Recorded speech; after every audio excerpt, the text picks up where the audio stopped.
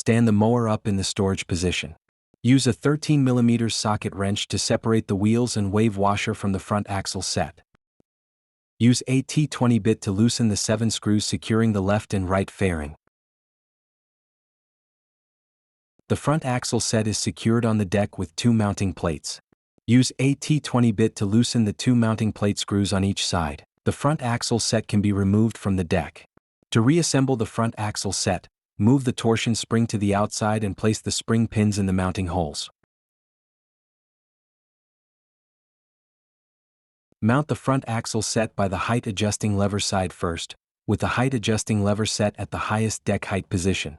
Push the other side of the front axle set into the deck. Use a T20 bit to secure the 2 mounting plates by 4 screws. Check if the cutting height can be adjusted properly. Use a T20 bit to tighten the 7 screws securing the left and right fairing. Place the wave washer onto the front axle set. Mount the front wheel onto the front axle set.